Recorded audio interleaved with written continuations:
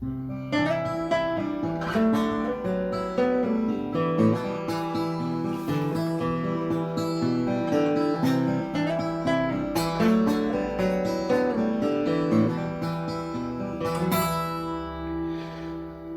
is Songwriting in the All Together with David Rangel, Sohail Khan and James Barr Bowen. In March 2020, as COVID-19 began to stalk the land in earnest, lockdown was declared in the UK and all the gigs were cancelled. We are three songwriters, musicians and performers who happen to live next door to each other in West Yorkshire. And so we decided that in the absence of performance opportunities, we would get together once or twice a week to share some songs and to enjoy each other's company. Gradually, this evolved into a songwriting circle, and we talked more about the craft and industry of what we do to write songs. This series of podcasts is a product of these sessions and conversations.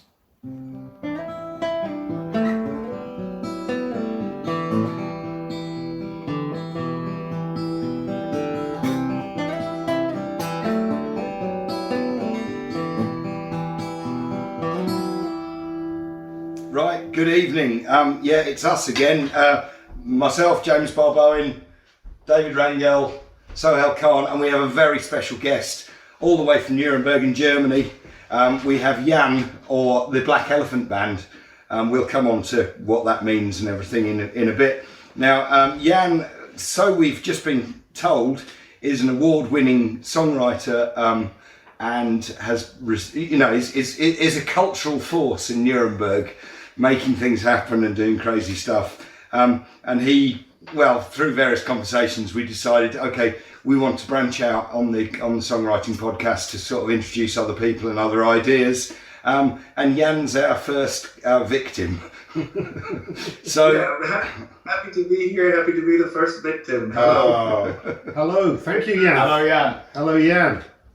Okay. Hello. So what we're going to do is we're going to talk about Jan's songwriting.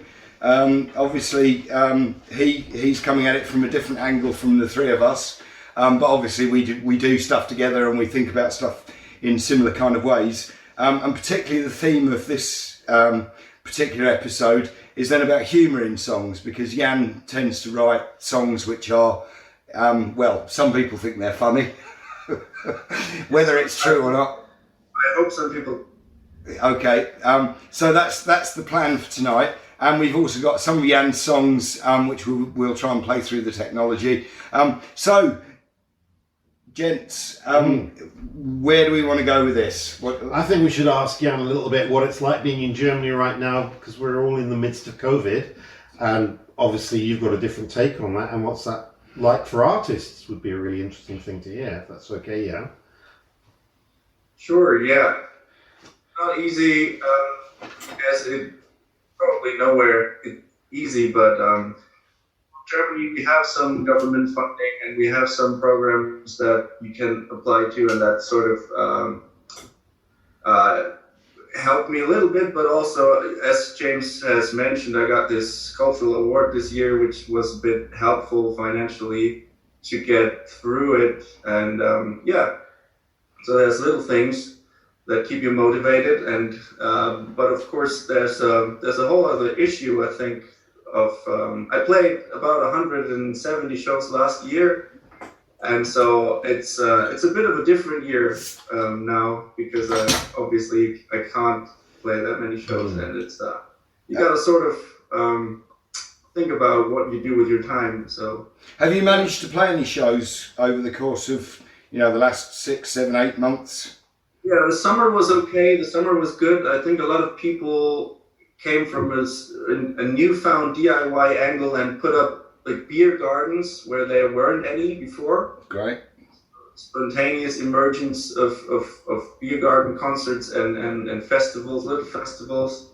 That sort of thing in summer was good, and now we're back to full lockdown basically. So we'll see, but the summer was okay. I played some shows, and it was very good for the soul. Yeah, and what about online shows? Have you done many of those? I've done a few, but I was never happy with it. No. Because I think that might be a point that we could discuss later, maybe. Audience, I mean, audience is so important. And especially for me, when I try to be a little bit funny, I do that mainly, I think, because I can see reactions. I can see laughter. I can see people or hear people laugh. And that is what makes me do it. Yeah. It's the greatest thing ever to make people laugh, or to make even some people simultaneously laugh. It's difficult to work off a crowd when there's like a 3 or a 2 second delay, isn't it? And you can't see people's faces and you don't know what they're feeling. Yeah. I think that's really hard. There's just this little number on your screen that shows you how many people are watching. Yeah. And it goes down. I experienced that, and I stopped. Oh no!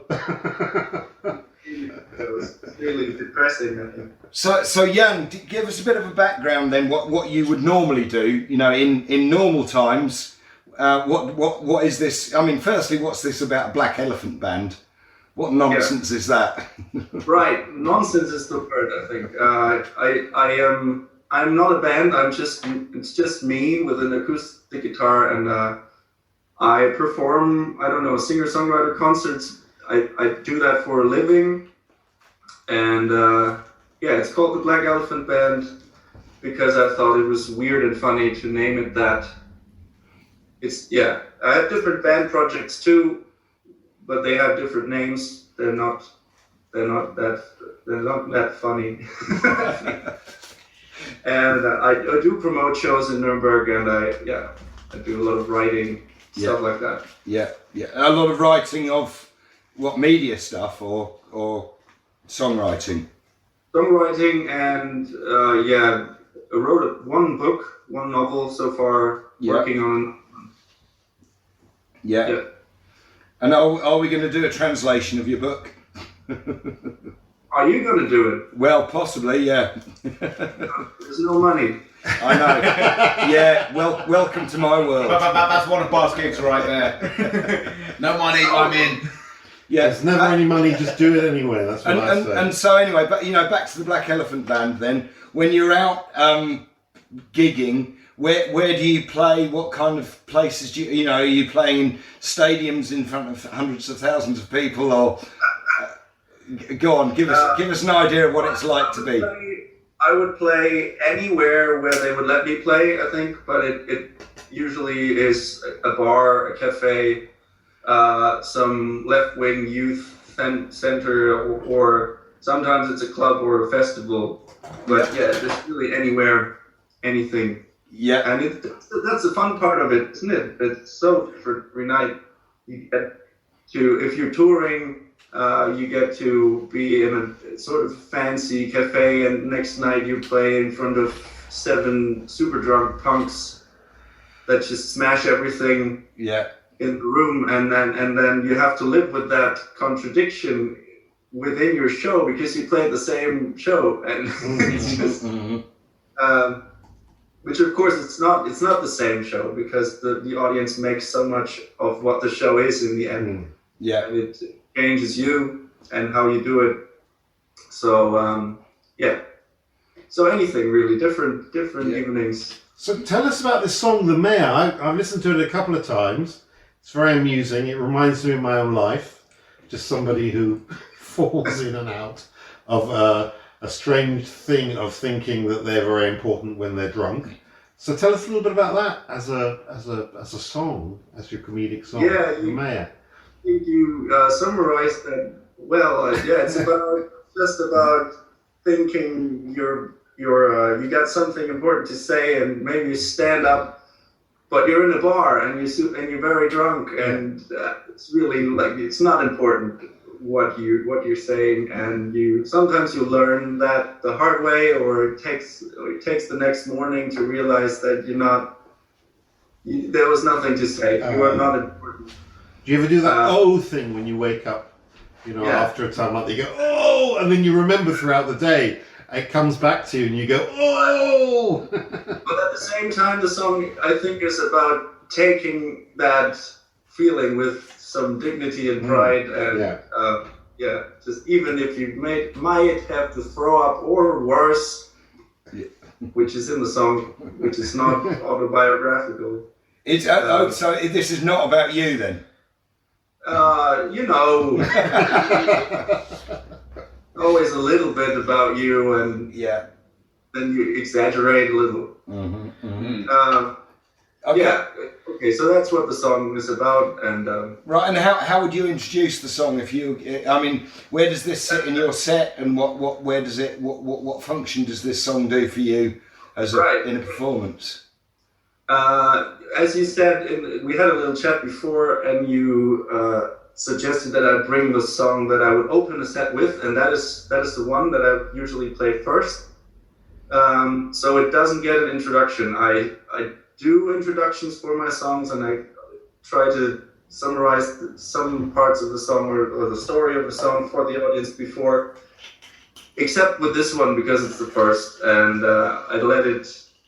I hope it speaks for itself. Yeah. In terms of here I am, I got something to say. I'm going to be the mayor of this town now, or the mayor of this concert now, and then it goes downhill from there. Okay. So I think that in itself is sort of a fun meaning for people who get it. Most people don't. You should have been on our last podcast. We were talking about first songs from the set, or if you're releasing a single, or first song from an album. So this fits that quite nicely. Shall we give it a listen? Let's have a listen. Let's have a go. Yeah.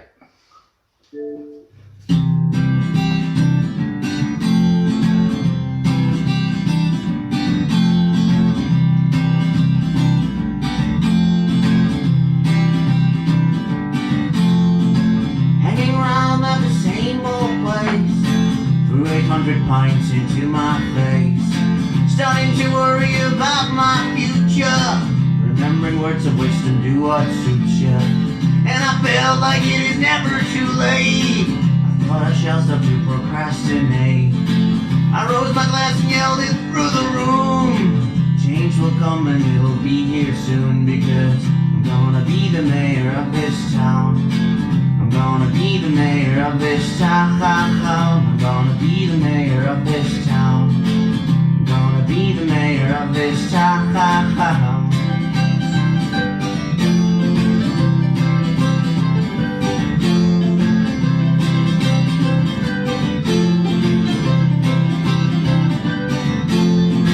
Reaction bad, everyone annoyed.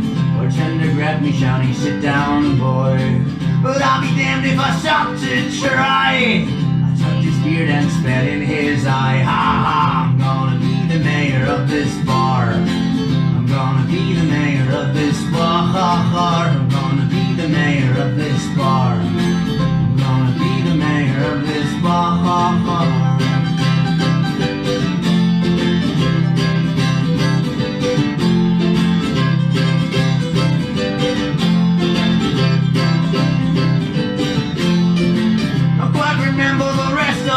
I woke up on the sidewalk. My Bailey trench coat was ripped apart. Getting home has never been that hard. I'm gonna be the mayor of this bucket. I'm gonna be the mayor of this bucket. I'm gonna be the mayor of this bucket. I'm gonna be the mayor of this bucket.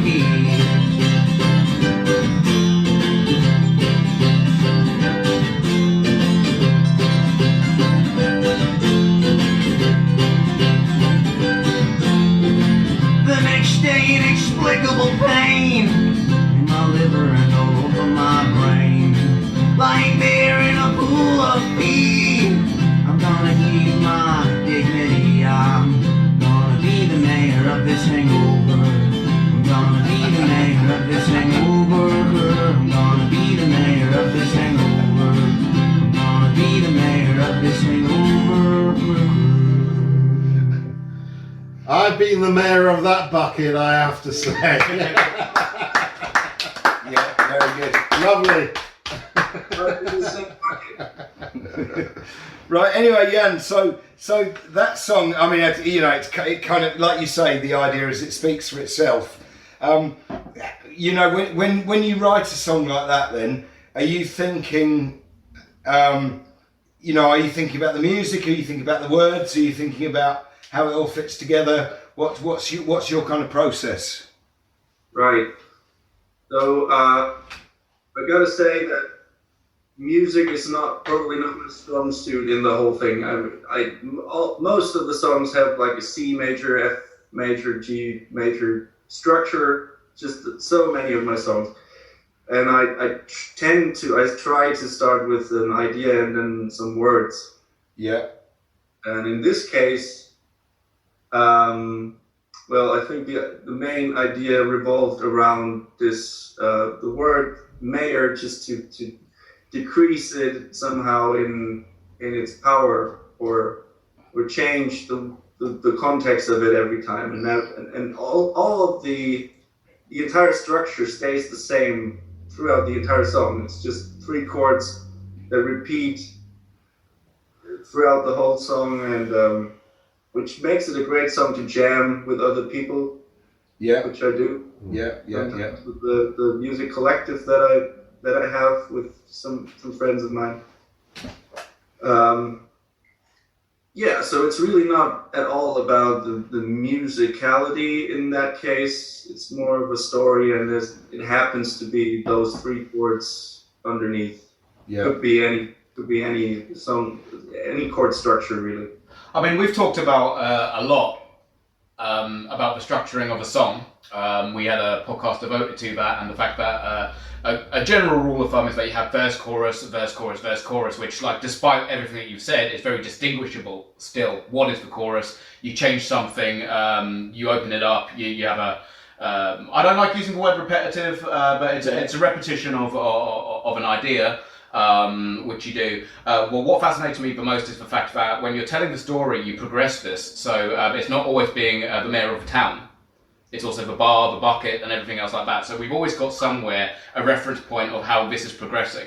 So that's what I really like. That's what I really take from this.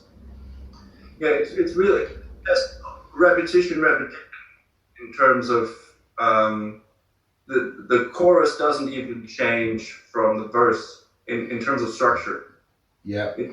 I always play the same thing throughout. Yeah, just 3 chords.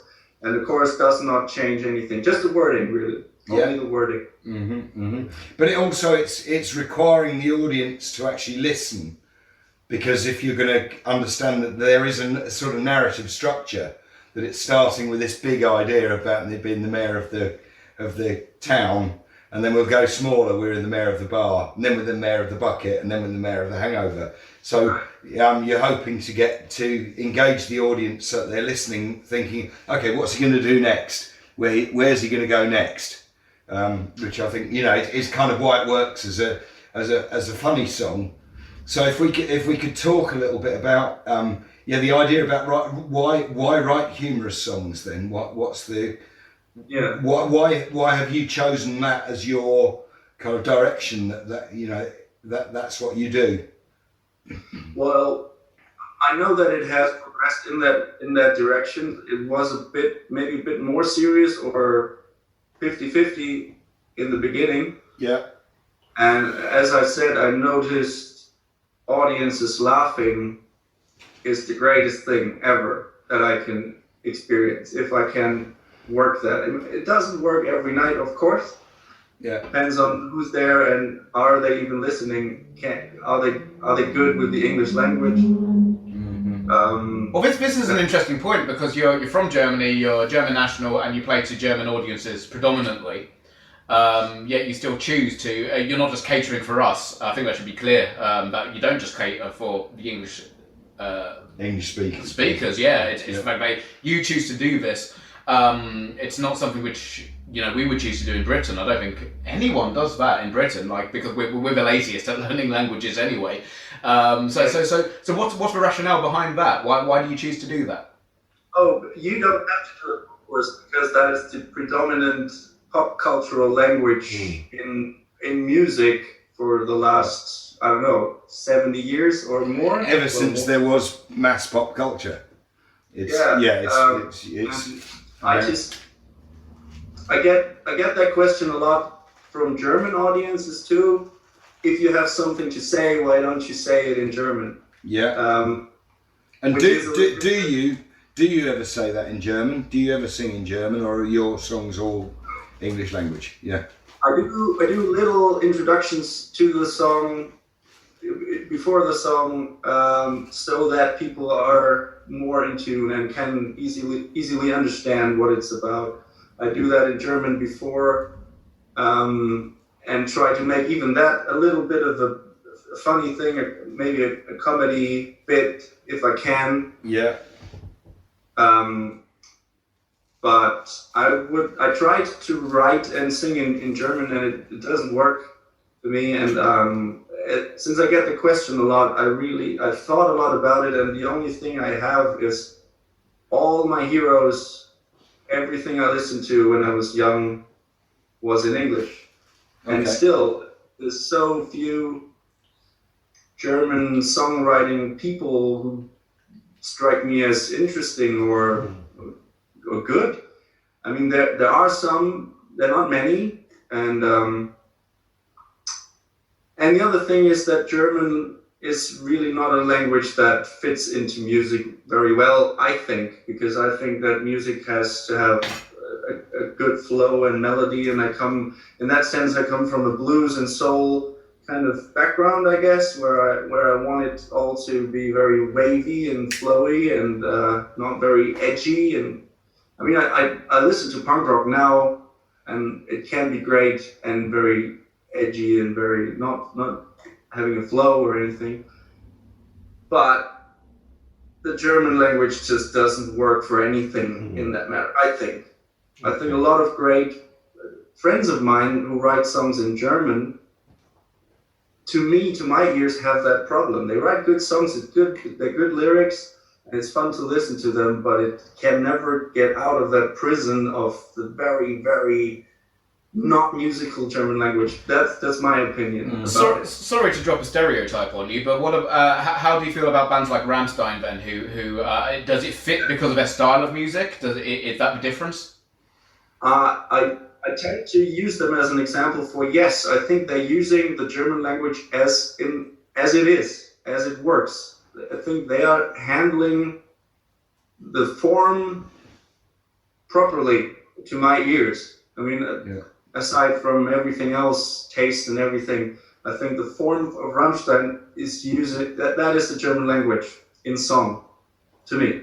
Yeah, because it creates this kind of this industrial war-like imagery, like just from the sound, the coarse guitars, drums, and the aggressive vocals, the very it's hard and it doesn't end on an easy ending, like the sentences are, even to the last syllable, they're harsh. So who did you grow up listening to then? Like who are these influences that you've got?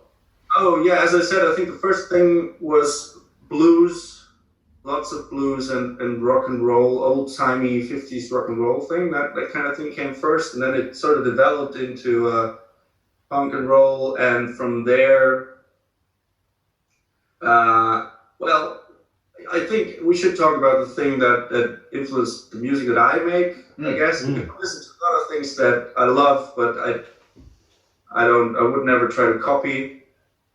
I think the first thing that popped the idea into my head that you can make that work with an acoustic guitar was the band Tenacious D. Oh yeah. So they're funny, but they're also sort of hard rock, but with an acoustic guitar and with a sort of a phony attitude, because they're not a rock band, but they are a rock band.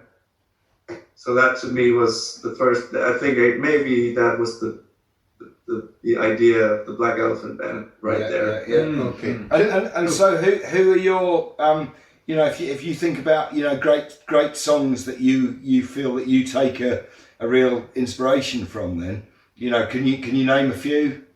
Oh, great song. Well, I was lucky that people compared me to stuff that I didn't know back then, and like anti-folk, that kind of whole scene of the 90s, I didn't know it until people told me, hey, you sound a bit like those guys.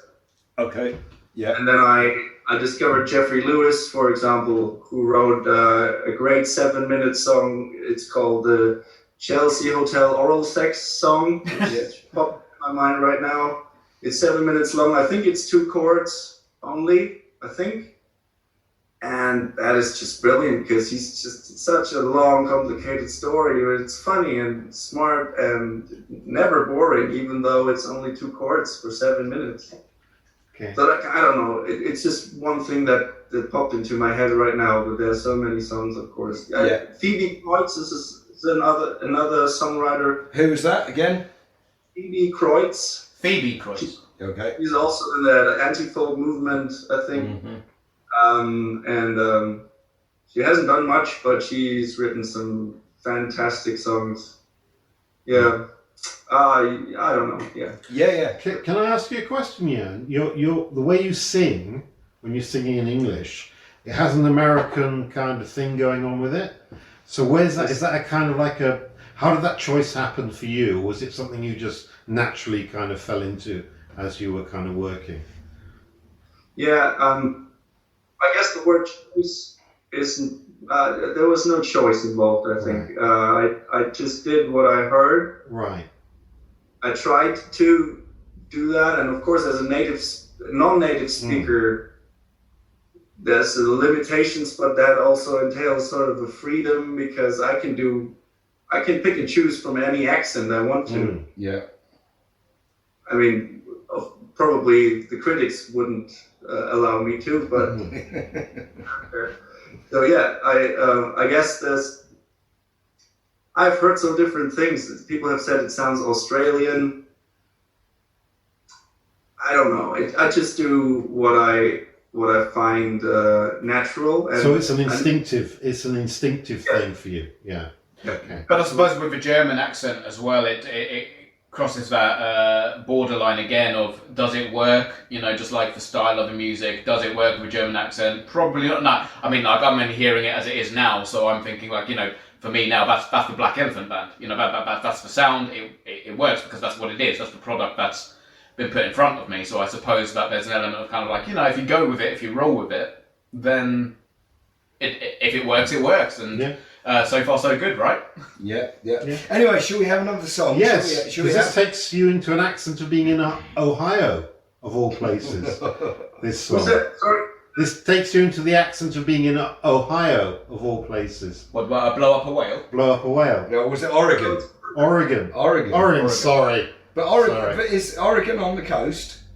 Is that west coast? Yeah. Could you just talk a little bit about that? Because is that based on a news? Yeah. story? What the hell's going on here? Did this happen? Right. It did happen, but I think it's a long time ago. It must have been in the 70s. And what happened to me was that I've seen a YouTube video about it, which oddly enough, or maybe it's a thing of my generation, I start a lot of songs like that. I see something online, I think it's funny, I think it could be a song because it's so dark and funny at the same time, and there's a little bit more to it that the YouTube video might not have covered. So that's how I came about the explosion of the whale. I've just seen it somewhere. I don't know. I didn't look for it, but then when I had seen it and those images, there's a YouTube video. You can watch it. I'm going to search out. I'm going to search it out. Anyway, shall we hear to blow up a whale? And Dave, can we? Let's go. Yeah.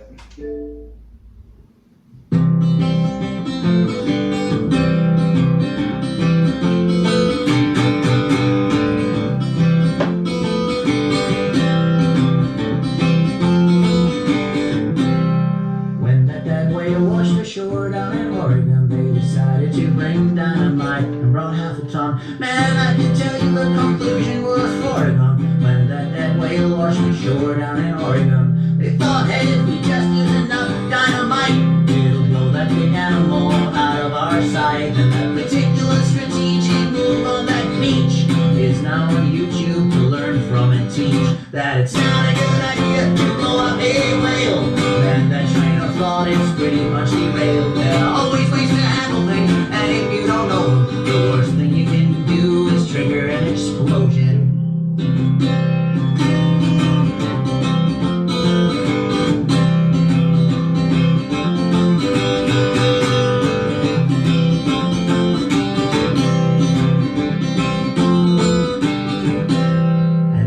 big dead whale, blubber and organs. When they blew up that whale at the beach down in Oregon, literal rain of blood, man, it was bizarre. One big chunk of mammal smashed into a parked car, because it's not a good idea to blow up a whale. Man, that train of thought is pretty much derailed. There are always ways to handle things, and if you don't know them, the worst thing you can do is trigger an explosion.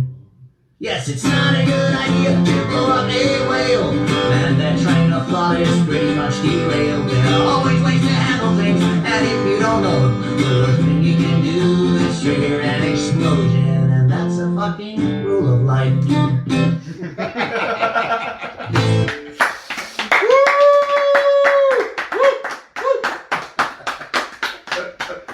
Reminds me of Last Great American Whale by Lou Reed.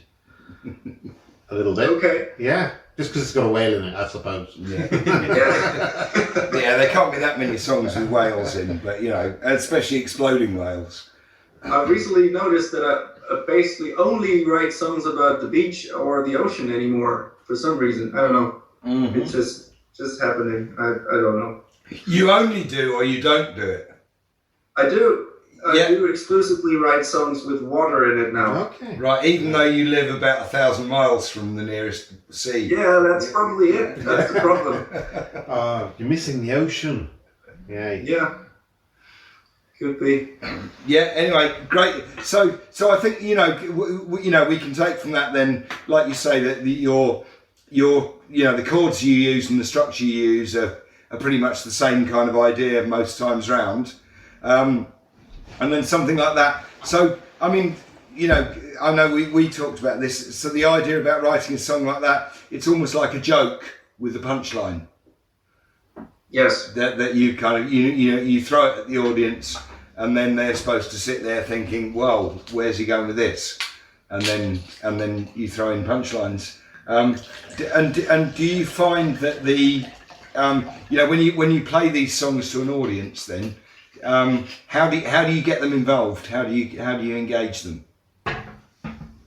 Well, as I said, and as we've talked about, the German audience often needs a little bit of an introduction because, of course, there's a language barrier. There's a language barrier with me too. I know it's not perfect, and then I play it for people who are hearing it for the first time, and so I give a little speech before, and that little speech, doing that before every song. The songs are very short, so the whole set has turned into a tiny little bit of a comedy show. Okay. Where I try to make even the little speech a little bit funny. It's not my job, I don't know how to do it, but I try. Yeah.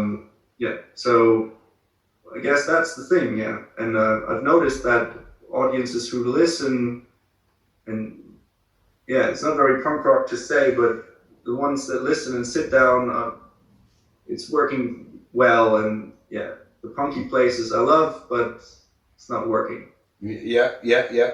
So, and do you feel like with the Corona stuff, then there's a difference? Because I've been talking to people about putting on gigs, like you say, having outdoor gigs. Do you feel that audiences are more reactive and more involved because we've all been missing doing live music? I mean, live music here is absolutely fucking dead. I know Dave's played a couple of open mics and stuff, but it's a real problem. So hopefully there'll be a new, listening culture. People will come to gigs and really give it a good listen. Have you found that?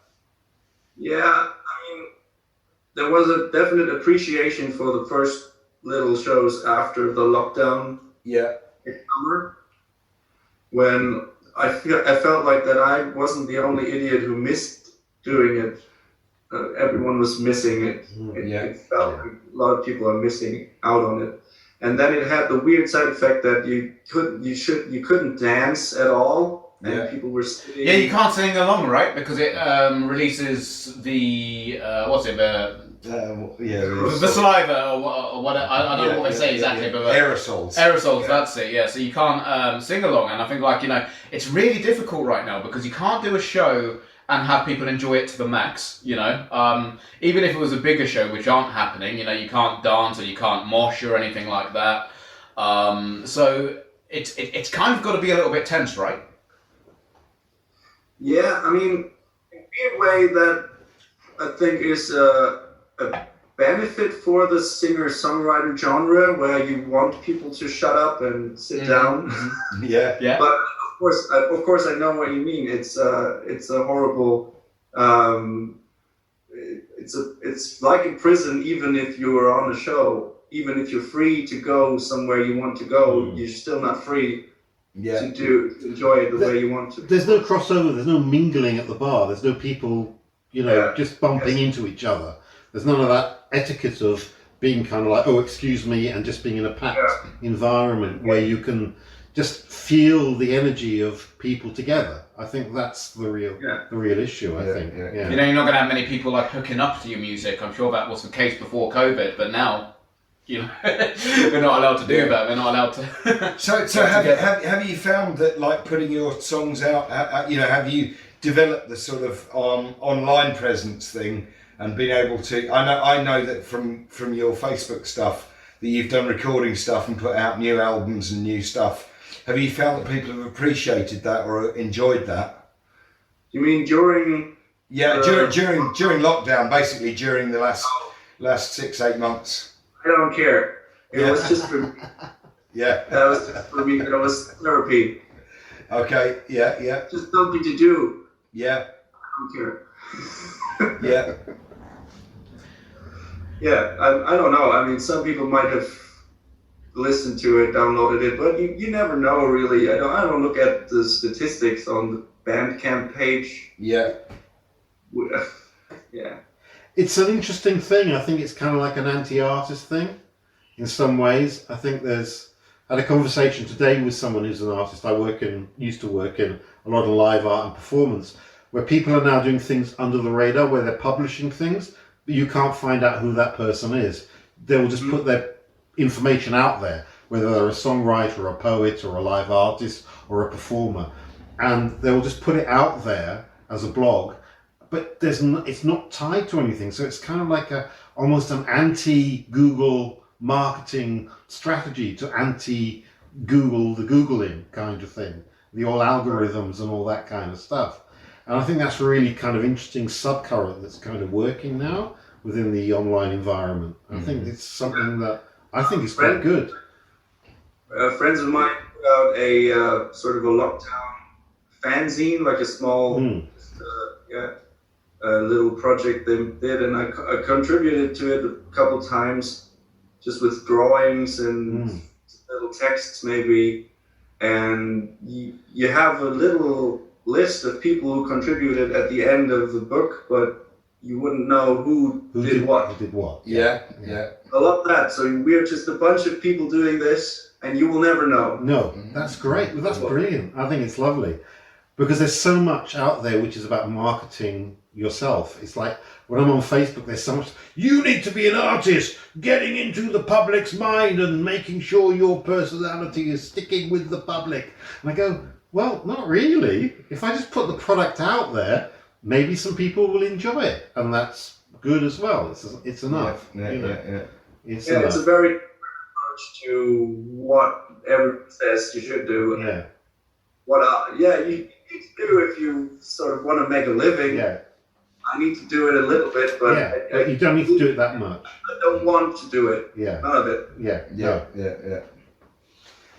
Right, anyway, should we move on to the next song then? We've got Umbilical Chords. Do you want to give us a bit of a background to this? Yes. Or even if you think about it, if we're your gig, what would you tell us as the audience? We're sat there at the audience, we're interested, go on. I never played this at a live show, this one. Okay. And I picked this because, James, you said maybe pick one that's really different from the rest. And I was sort of shocked right now when I heard for the first time that the Mayor and To Blow of a Whale sound it's incredibly similar. Same chords, of course, but several years apart and still exactly the same song. So anyway, this is a bit different. This is a bit dark, and even the writing, because you like to talk about structuring the song. And I remember writing this one was very different from what I usually do, because there were just a lot of lines and lyrics lying around, sentences that I wanted to use somewhere, somehow, because I thought they were strong just like by themselves, but I never knew where to put them. And so this song became sort of the patchwork song where I threw in a lot of things that were lying around, and I felt that they would work well together and create something. And so I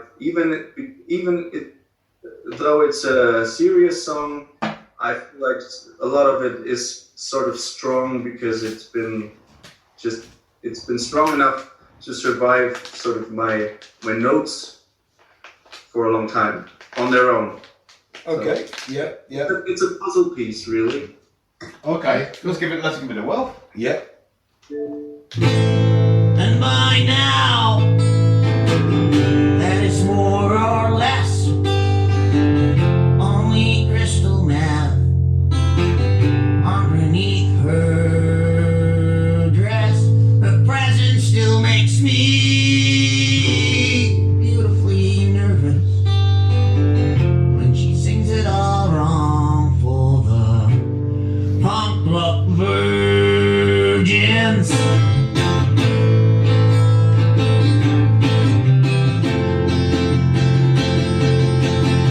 This year she only wrote half a song. She felt the words came out all wrong. She said, I'm a matchstick beauty. Oh, I'm easily flammable, but I won't burn for long.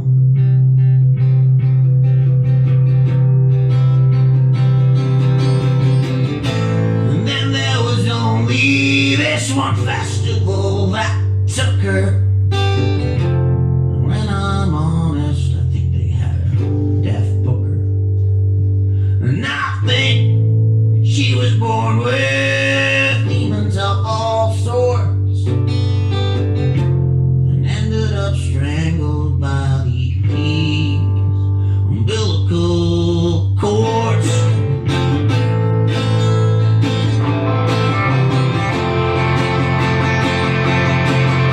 This year she only wrote half a song. She felt the words came out all wrong. She sang, I'm a matchstick beauty. Oh, I'm easily flammable, but I won't burn for long. I won't burn for long. I won't burn for long. I won't burn for long.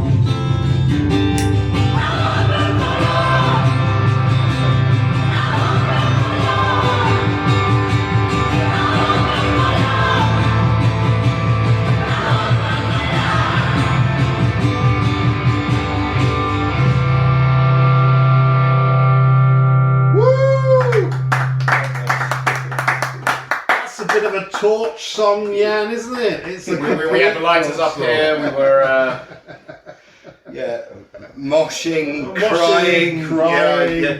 ripping our shirts in despair. What an emotional song! Yeah. I mean, like, is it okay if I still find it funny in I'm parts? sorry, I can't hear you right now. Okay. The sound was really bad just now.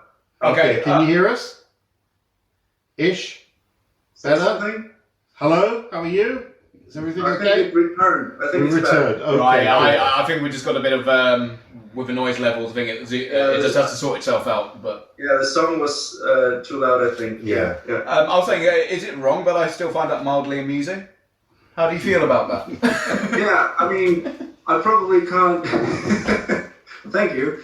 I can't do it. I can't be completely serious. Yeah. Which, yeah, it's just a problem that I have, I guess. I mean, like, because well, actually, thematically, it's closer to home for me because there is quite a sad underlining message behind that. Sad? It's completely tragic. Yeah. Well, you know, I was trying to. I couldn't find any comedy. When I was listening to it, I couldn't find any comedy in it whatsoever. So Sahal's having a breakdown here while I'm like, you know. The Deaf Booker is a tiny relief, I guess. That's a bit that got me, because I think, like, you know, it's a. I don't know. There's an element of, like, it kind of happens along the way when you're starting out in music and you're kind of booked with bands, or you have to see bands and you have to sit through bands. I'm not naming any names in particular, but you know, you kind of think like, geez, like how did this happen? So I mean, there is an element of that, but there's also an element of, like, everyone's got something, they want to chase their dream at the same time. I do want to know more about the umbilical cord metaphor that you use. What's that for you?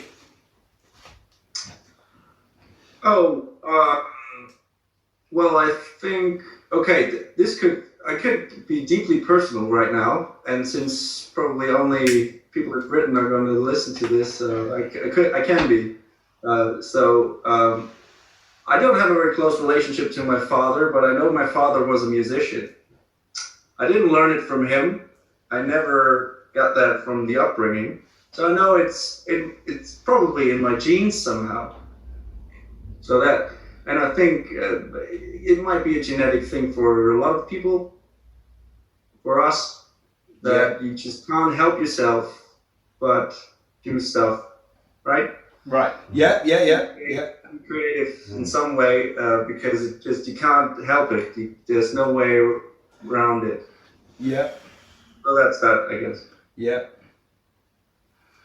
And why did you choose to go with more of a darker theme then? There must have been something on your mind, because, like, we always wonder where songs come from, you know, and this is something that we're going to discuss in a later podcast, actually, but I think we could get the ball rolling with you exactly. Like, it's out of character a little bit, it's going against the grain a little bit. We spoke about that in a podcast before, how writing something that you wouldn't normally do, or something that you're not particularly comfortable with. So, was there a particular reason why you wanted to change the pace a little bit? Well, as I said, I had things lying around that were in itself a little dark, maybe, and weren't leading to a fun song, but I wanted to use them somewhere. And then I remember watching a documentary series on the Club 27, the rock stars that died when they were 27. Oh, the 27 Club, yeah. And, well, Amy Winehouse was in it, and I did not have a relationship to Amy Winehouse's music before. I didn't really care for it or listen to it that much, but the story, seeing that story in a documentary was just so heartbreaking. And then also there's Janis Joplin, who was probably also an inspiration for that particular song. So those two being maybe the particularly tragic ones of those 27 Club But people. it seems to be your own romance with it as well. To me, that's what I'm getting. That there's I'm sorry? your own romance with this tragic female figure.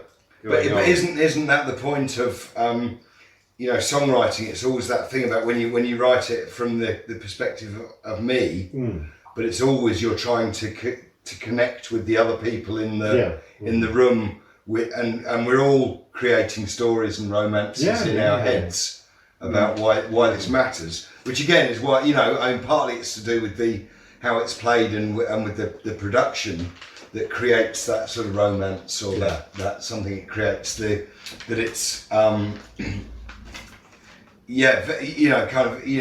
going to go, this is really meaningful, this really fucking means something, which is is an interesting game to play with yourself and with the audience, to try and involve them, to drag them into bringing their own story to it. Right. Yeah. Yeah, I never forget this line, write about what you know. I think that never ever leaves my head. So when I write about a dying rock star, I guess I can only write from my perspective and my point of view about that. Yeah. How I see it. And I wish I could be more like other writers and sort of switch roles and be that rock star maybe. Good writers do that. Maybe I do someday. I don't know. Well, except it's it's always the joke I do on stage when I sing a song about, and I set it up as this is a song about something which is not to do with me, but of course as a singer-songwriter, of course it's about me because I'm a singer-songwriter, and that's what we do. We tell our story through other people's stories. As an artist, that's what you do. You create stuff, but like you say, it's what you coming from the point of what you know, and then trying to put yourself in there or out of there, but put the audience in there and out of there as well. And when I watch a documentary about Amy Winehouse, and I find it tragic and sad that is not at all about Amy Winehouse being tragic and sad. It's about me. Yeah, My emotion, that's the only thing I can possibly know in this whole story is what I feel hearing about it. I wasn't part of it, of course. I'm only watching it from afar. Well, this goes hand in hand with the mayor. So if we bring it back to that, where like you're talking about an experience which might be a bit more exaggerated, but at the same time it's funny because I think we can all relate to it at some point. We've all been that person who, after a couple, just thinks something completely different, something that we are more than that we actually are. I don't know about you, but I tend to boast a lot after a few beers about things. I exaggerate things a lot, and then I make all kinds of shit up.